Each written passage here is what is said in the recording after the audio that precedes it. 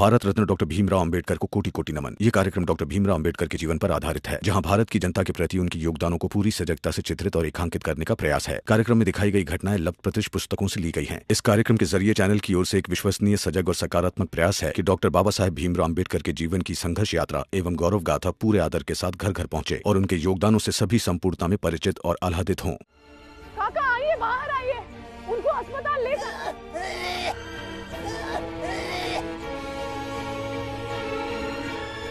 अरे दूर दूर बेटा, दूर दूर, छूना मत तुझे, दूर दूर दूर हटो, जाओ पीछे जाओ। कोई नहीं बचेगा। सही कह रहे हो तुम, सही कह रहे हो। यहाँ कोई जिंदा नहीं बचेगा, सबके सब मारे जाएंगे। नहीं नहीं, ऐसी बात नहीं है। देखिए देखिए, मेरे पति ने कहा है अगर अस्पताल ले जाएंगे तो ये बीमारी ठीक हो सकती है, बच सकते हैं हम। हिम्मत आई, आप घर जाइए और अपने पति और बच्चे को ले जाइए और प्रार्थना कीजिए कि आप और वो बचें, और हम प्रार्थना करेंगे कि हम बच जाएं। आप जाइए। जी नहीं, मैं नहीं जाऊंगी। न मैं जाऊंगी, ना अपने पति और बच्चे को घर ले जाऊंगी। और प्रार्थना नहीं, हम सब लोगों को इस बीमारी के खिलाफ लड़ना होगा। और जब जीतेंगे तो मैं या आप नहीं, हम सब लोग जीतेंगे। बस आप साथ दे दीजिए, संक्रमितों को अस्पताल ले जाना होगा। दीदी, मेरी बच्ची को यह बीमारी हुई थी, लेकिन उसको अस्पताल ले गए तो वो ठीक हो गए। अब घर आ गई है मेरी बेटी। दीदी, आप समझाइए ना इनको। क्या हुआ? मरने से पहले मर गए?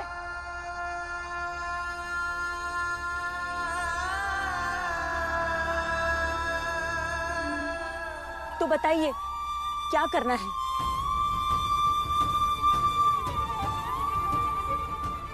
देखिए, पहले तो इन्हें अस्पताल ले जाना होगा। आपके पास कंबल है तो कंबल लेके आइए, और एक कपड़ा लेके आइए जो हाथों में बांधना होगा। जाइए, जल्दी जाइए।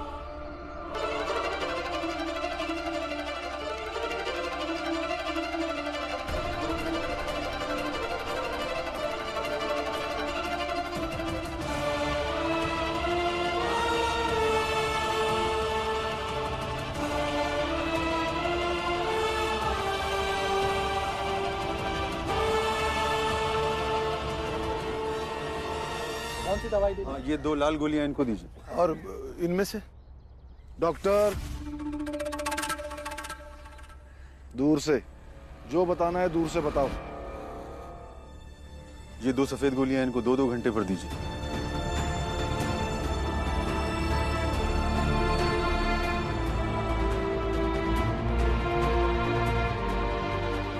आराम से, आराम से। हो गया, हो गया। रख दीजिए यहीं पे, रख दीजिए। बेटा, यहाँ आप लोग दूर खड़े हो जाइए। तुम यहाँ क्यों आई हो? बच्चे, गंगा, मीरा वहाँ सब अकेले होंगे। आप आए इसलिए। देखिए, पहले इनका इलाज कीजिए, आप गुस्सा बाद में कर लेना। आइए। रास्ता दे। हट। सेठ जी, सेठ जी, हमारी बिरादरी में और लोगों को प्लेग हो गया सेठ जी। क्या बात कर रहे हैं? जल्दी चलिए सेठ जी, बहुत डर लग रहा है। सेठ जी, उन्हें भी यहाँ लेकर आइए। आपके जाति के लोगों को डॉक्टर साहब खुद इलाज करते हैं। तू क्या चाहता है? जहाँ तेरे लोग हो वहाँ हम अपने लोगों का इलाज करवाएंगे। जब जात देखकर बीमारी नहीं आ रही है तो आप जात देखकर इलाज क्यों कर रहे हैं?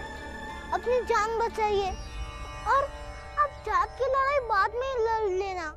तेरे ज्ञान की जरूरत नहीं है पिद्दी, हमारे पास वैद्य है ठीक करने के लिए। चलो हटो, हटो, रास्ता दो, हटो। अजय, इनको दवाई दे। आप दूर हटिए, दूर हटिए सब। देखिए, ये जो है उन छोटी जात वाले लोगों का पाप है, और ये पाप हमारे यहाँ लाया कौन? वो छोटी जाति का राम जी सकपाल। लेकिन हमें डरने की जरूरत नहीं है, हमें लड़ना है, वो भी अपने तरीके से। आप सब लोग वैद्य पे भरोसा रखें। हाँ, कुछ जाने गई हैं, जाने दीजिए। यूं समझ लीजिए कि इस यज्ञ में आहुति है। आखिर कब तक गलत बातें करके बरगलाएंगे सेठ जी? वो लोग कम पढ़े लिखे हैं, फिर भी अस्पताल में इलाज करा रहे हैं। और आप यहाँ दूसरों को दकियानुसी बातों का हवाला देकर वैद्य कर रहे हैं। मैं मानता हूँ कि वैद्य जी की चिकित्सा बहुत अच्छी है, लेकिन फिर भी उनकी चिकित्सा प्रणाली में अभी तक इस रोग की कोई औषधि नहीं आई है। ये एक जीवाणु से होने वाला रोग है और इसका इलाज सिर्फ और सिर्फ अंग्रेजी दवाखाने में ही है। और इसीलिए मैं ये चाहूंगा कि आप लोग वैद्य जी के भरोसे ना रहकर दवाइयों के भरोसे रहिए। कुलकर्णी, पागल है क्या तू? देख, यहाँ फिर से बकवास मत कर। तू क्या चाहता है? तू यही चाहता है ना कि हम ऊंची जात के लोग उस छोटी जात के लोगों के साथ इलाज करवाए? इलाज के चक्कर में धर्म बच करवाने क्या? धर्म बाद में बचाना मंगेश, पहले अपनी जान बचा लो। और तुम लोग भी सुन लो, अपना इलाज वहां कराओ जहां जान बच सके। और एक बार अस्पताल जाकर आओ और देखो वहां पर जितने लोग भर्ती हुए थे वहां पर मरने वालों की संख्या कम है। और साथ में यह भी पता लगाओ कि इस मोहल्ले में कितने लोग इस बीमारी से मर चुके हैं। यही तो सोचने वाली बात है कुलकर्णी, कि वो लोग कम क्यों मर रहे हैं। इसलिए नहीं कि वो लोग अस्पताल जा रहे हैं, बल्कि इसलिए कि वो लोग गंदगी में रहते हैं और हम लोग ऊंची जात के साफ सुथरे तरीके से, हमारे मुकाबले उन्हें ये बीमारी कम लगेगी। दरअसल उनके द्वारा फैलाई गई ये बीमारी है। वो चाहते हैं कि हमारे लोग ज्यादा मरे और उनके कम। समझा? बहुत सही कहा सेठ जी, मैं भी यही कहने वाला था। उनकी यही मंशा है कि हम लोग किसी तरह से अस्पताल पहुंच जाएं और वो हम पे व्यंग कर सकें कि देखो आगे बड़ी जाति के लोग, बिठा दिया ना उन्हें हमारे समक्ष। वाह, गजब का कुतक करते हैं आप लोग। मतलब हद है। हद नहीं हुई, सेठ जी सही कह रहे हैं। हमारी जान जाए तो जाए, लेकिन हम वहां नहीं जाएंगे। सुना, तुझसे ज्यादा समझदार हैं ये लोग। धन्य हैं आप लोग। एक कुलकर्णी, तेरी बकवास हो गई ना, तो अब जाना है ऐसे। जा जा, चल चल।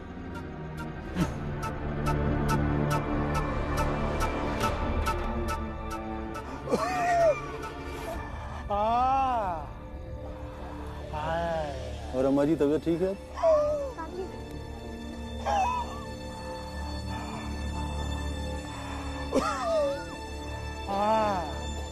अब तो तबीयत में कुछ सुधार लग रहा है।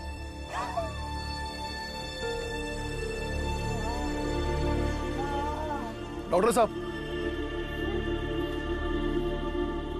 ये बीमारी और रोकथाम के आप विशेषज्ञ हैं। इस प्लेग को नियंत्रित करने के लिए कुछ उपाय बताइए ना। देखिए, प्लेग फैलने का मुख्य कारण चूहे होते हैं।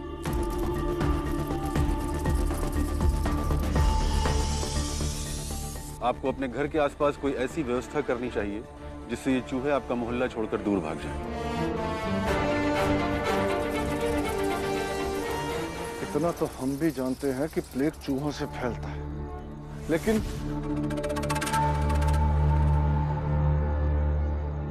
एक काम करो, चूहा पकड़ने वाला ढूंढो। उस राम जी के घर में एक दो चूहे, नहीं, एक दो से क्या हुआ, 8-10 बड़े बड़े चूहे उनके घर में छोड़ दो एक साथ। जब वो घर में हो, एक दो तुम मर ही जाएंगे। डॉक्टर साहब, आपने जो कहा है वो हम पूरे गांव में करेंगे और इससे ज्यादा से ज्यादा लोगों की जिंदगी बचाने में भी मदद हो जाएगी। अब अपनी और अपने परिवार की जिंदगी बचा के दिखा भीमराव। सेठ जी, सच में लोमड़ी वाला दिमाग है आपका। हमारे पास ऐसा आदमी है जो उस इलाके में जहां सबसे ज्यादा प्लेग फैला है वहां से चूहा पकड़ कर ला सकता है, और वो भीमराव और उसका परिवार जब सब साथ में होंगे तब उसके घर में छोड़ देगा। फिर नेक काम में देरी कैसे? भाऊ, राम जी भाऊ, भाऊ, तुम्हारे घर के पूर्व में अपनी जात वालों की बस्ती है ना, 2 आदमी मर गए भाऊ वहां पे, और एक जन को तो अस्पताल लेके आ रहे थे कि उसने रास्ते में दम तोड़ दिया। मैं कहता हूं कोई नहीं बचेगा, सब मरेंगे, देख लेना, सब मरेंगे भाऊ, कोई नहीं बचने वाला, कोई नहीं बचने वाला, सब मरेंगे।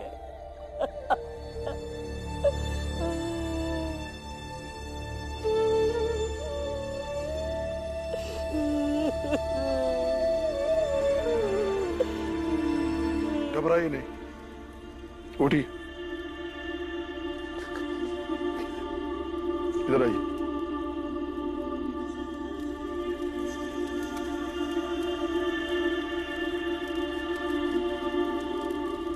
मैं समझ सकता हूं अपनों के जाने का दुख बहुत बड़ा होता है, लेकिन जो लोग जिंदगी की लड़ाई लड़ रहे हैं उनके सामने बेबसी और लाचारी दिखाओगे तो वो हार जाएंगे। मैं ये भी समझता हूं कि इनमें सब नहीं बचेंगे, लेकिन हारे हुए लोग बीमारी से पहले ही मर जाएंगे।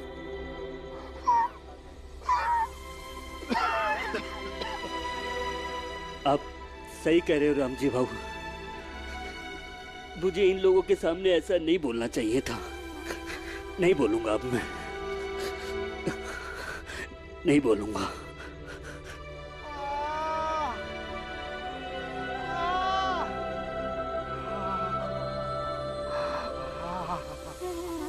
काका बहुत दर्द हो रहा है क्या? बहुत दुख रहा है काका, इसे बर्दाश्त कीजिए और लड़िए इस दर्द से, फिर दर्द हारेगा और आप जीतेंगे। बर्दाश्त नहीं होता, बहुत दुख रहा है, ऐसा दर्द कभी नहीं हुआ। ऐसा दर्द तो हमें रोज रोज होता है, लेकिन हम उससे लड़ते हैं ना। जैसे कभी हमें पानी पीने नहीं दिया जाता है, तो कभी हमारे रास्ते रोक दिए जाते हैं। इन झाड़ू और मटकों के बिना उन मोहल्लों में हम नहीं जा सकते। तो कभी हमारे लिए विद्यालय बंद कर दिए जाते हैं। भीमराव या उसकी जाति का कोई भी बच्चा इस विद्यालय में नहीं पढ़ेगा। तो कभी दवा खाना बंद कर दिया जाता है। ये अस्पताल, ये डॉक्टर, ये दवाएं, ये सब हमारी हैं। हम ऊंची जात वालों के लिए, तुम लोगों के लिए नहीं। लेकिन हम वो सहते हैं ना, और लड़ते हुए जीतते हैं।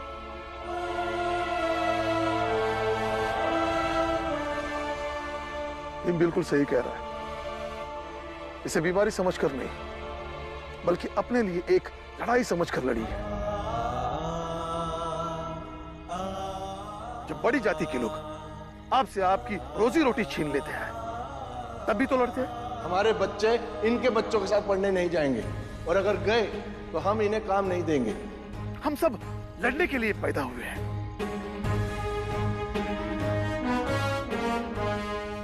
हमारे हर कदम पर लड़ाई है, तो ये प्लेग हमें कैसे हरा देगा? बल्कि हमें संकल्प करना चाहिए कि हम इस प्लेग को हराकर यहां से बाहर कर दें।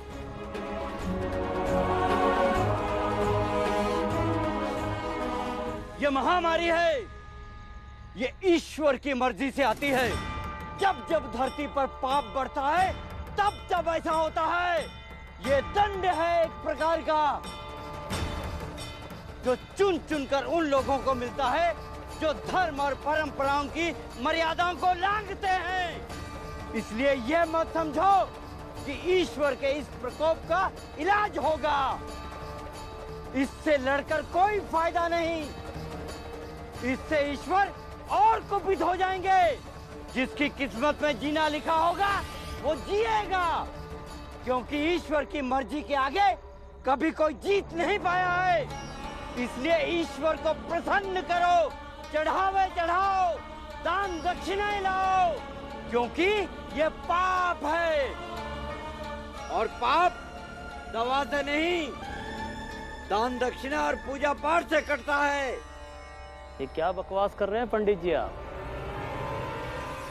आप तो ऊपर से नीचे तक अंधविश्वास में भरे हुए हो। आज अचानक एक बीमारी क्या आ गई, आप तो ऊपर वाले की छवि खराब करने लगे। और आप सब लोग भी सुन लो, अगर आप लोग जरा भी पढ़े लिखे होते और आपको जरा भी ज्ञान होता ना, तो आज ये पंडित तुम्हारे सामने इस तरह की उलफजुल बातें नहीं करता। तू तो बात ही मत कर ली, तेरी तो बुद्धि भ्रष्ट हो चुकी है। बुद्धि मेरी नहीं, तुम्हारी और इन गांव वालों की भ्रष्ट हो गई है। सच बात यहाँ किसी के दिमाग में घुसती नहीं है, इसीलिए यहाँ खड़े रहकर बीमारी के बारे में ना सोचकर धूप मंडूक की बातें कर रहे हैं। दान दक्षिणा देखिए, आप लोग इसकी बातों में मत आइए, ये तो धर्म का विनाशक है। ईश्वर की मर्जी के आगे एक पत्ता नहीं हिल पाता, इसलिए आप सब ईश्वर को प्रसन्न करो। जीतने के लिए लड़ना जरूरी है, इसलिए लड़िए, क्योंकि हमें हारना नहीं है। जब तक शरीर में जान है, जीतने के लिए लड़ना है।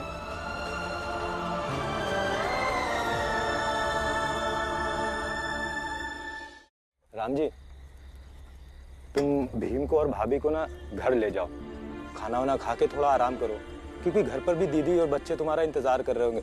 बाकी हम सब तो यहाँ हैं लोगों की देखभाल करने के लिए। राम जी भाऊ, राम जी भाऊ, राम जी भाऊ, हमारे मोहल्ले में जितने भी चूहे के बिल थे सब हम लोगों ने भर दिए और चूहों को पकड़ पकड़ कर बस्ती के दूर बाहर फेंकना शुरू कर दिया। ये काम बहुत होशियारी से और बचकर करना चाहिए, क्योंकि चूहे के संपर्क में आने से ये रोग हो सकता है। नहीं राम जी भाऊ, हम चूहों को हाथ नहीं लगा रहे हैं, बल्कि उन्हें चूहेदानी में पकड़ रहे हैं। अब जल्दी हमारी जाति का मोहल्ला चूहों से मुक्त हो जाएगा।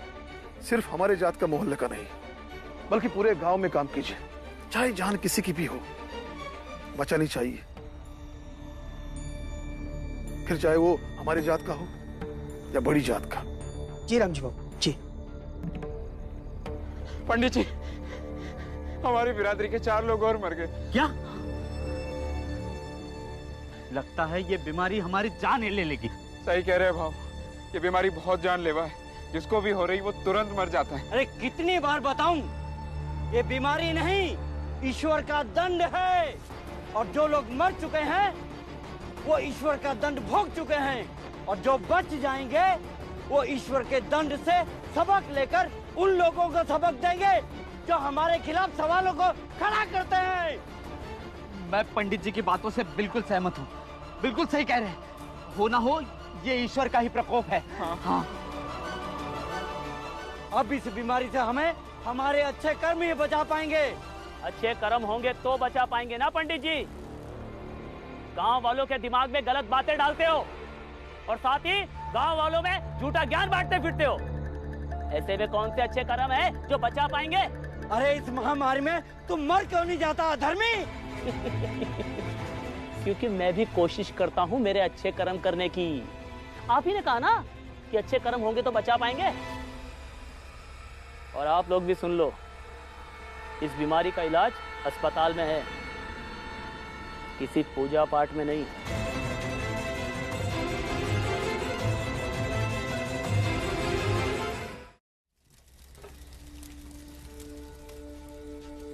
गंगा दीदी पानी पी लो ना। पता नहीं आई बाबा और भीम कब तक आएंगे। भाई बाबा को तो आने में देर हो जाएगी। खाना तैयार है, चलो तुम लोग खा लो बच्चों। नहीं बुआ, बाबा ने कहा है कि फौज की जरूरत पड़ने पर हम पीछे से मदद करने वाले सिपाही हैं, और एक सिपाही दूसरे सिपाही के बगैर कैसे खा सकता है। बुआ, मुझे बहुत डर लग रहा है, अब क्या होगा? सब ठीक हो जाएगा मंजुला, बस थोड़ी हिम्मत रख। बाबा आ गए। भैया रुको, ऐसे अंदर नहीं जाना, अच्छे से हाथ पैर धोकर अंदर जाना है। मेरा थोड़ा पानी लेकर ये निकाल दे बेटा। बाल्टी ले।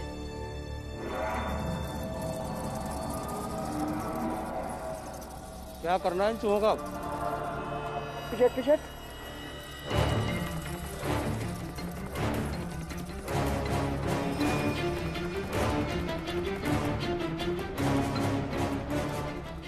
जब ये लोग खाना खाने बैठे तब इन चूहों को इनके बीच में फेंक देना।